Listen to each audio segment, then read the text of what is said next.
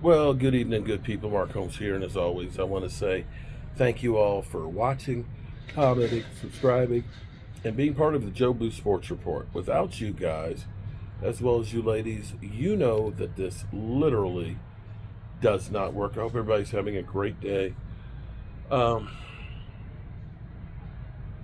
mm, Free agent frenzy day number one is literally a blur in my mind. I have been running all over the place, and even today it's been really busy. I originally had planned on live streaming yesterday from the start of free agency, the full day, and doing that today, but extenuating circumstances kind of changed that, so it wasn't able to actually happen. So forgive me, but some things are more important. But I've been trying to keep you up to speed with everything that is going on. And I have an interesting theory here because we have Micah Parsons, okay? And Micah Parsons, the Cowboys have been getting a lot of flack about, Micah Parsons. They're waiting. They're doing the same stupid shit. The price is going up. They should have had this thing done before Max Crosby and things like that, and yada, yada, yada. And Micah Parsons, of course, said, he literally put it on the line and said, I'm about getting more talent on the team to help us win, and I will do a team-friendly deal with them. I just want to get paid. And so we have been on the outside looking at this and saying, oh, well, Myles Garrett just got paid, and, Max Crosby just got paid, and we're sitting here talking about trading Micah Parsons. That's, of course, that's the fallback that they always have for everybody on the Cowboys, okay?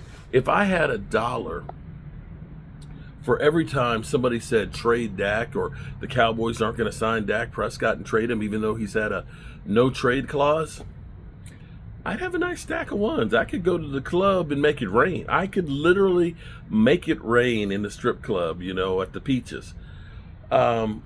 Same thing with CeeDee Lamb. The whole time, CeeDee Lamb, the Cowboys could trade CeeDee Lamb and move on from him because they're not going to pay him. They haven't gotten the deal done. Okay, so that is true.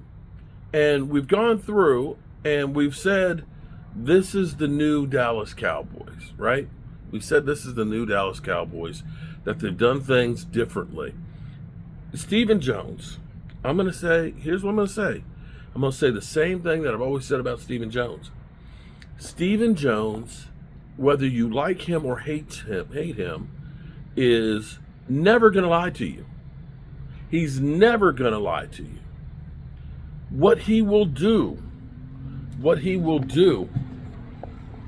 is he'll tell you what he's going to do.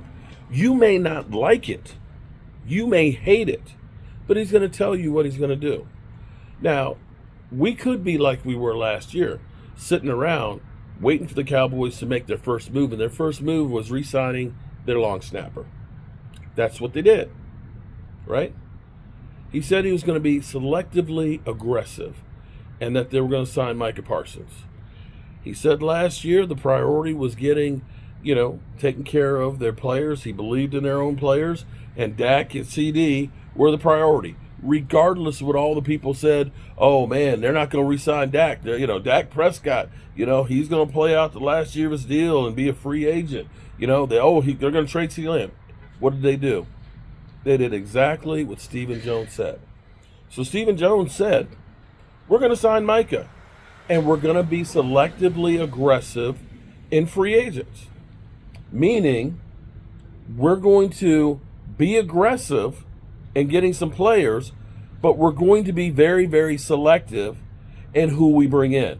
We're not going to take major risks. We're not going to go out here and blow our whole wad on one player. We're going to go through here. We're going to try and get players that fit a need and a need that we have, and we're going to try and replace players that we lose. And so when we got Javonte Williams, that was a selective free agent move.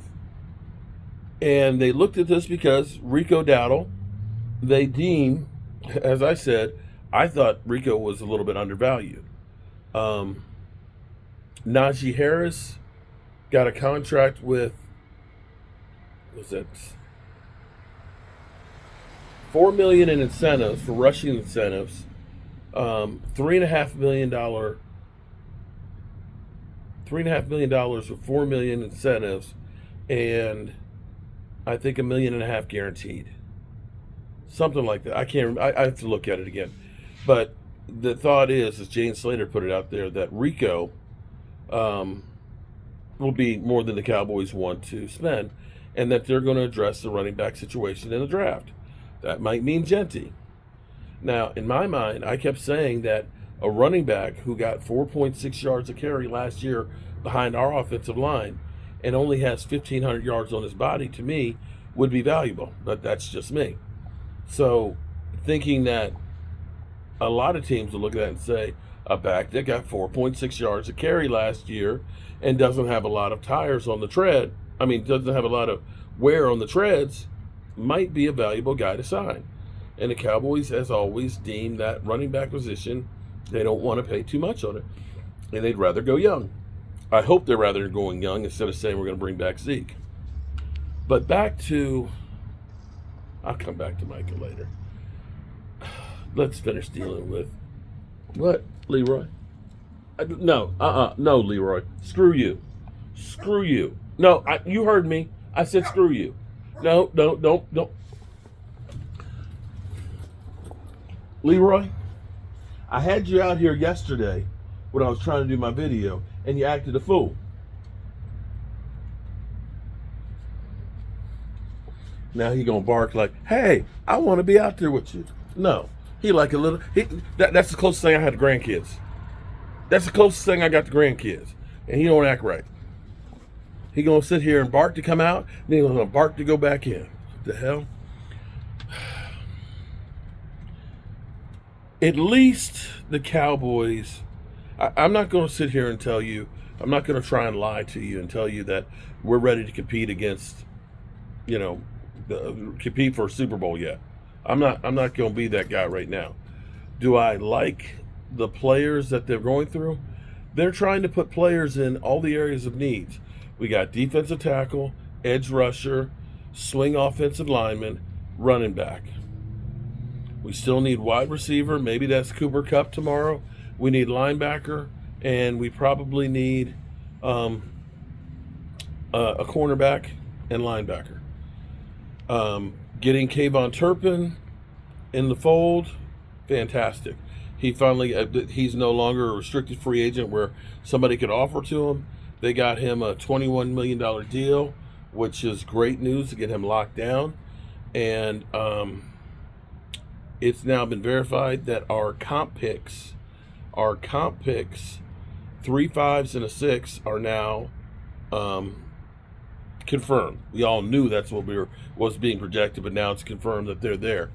And come tomorrow, the $18.9 million rollover will be added as well. And so tomorrow, by 4 o'clock, all the teams have to be under the salary cap to start the league year.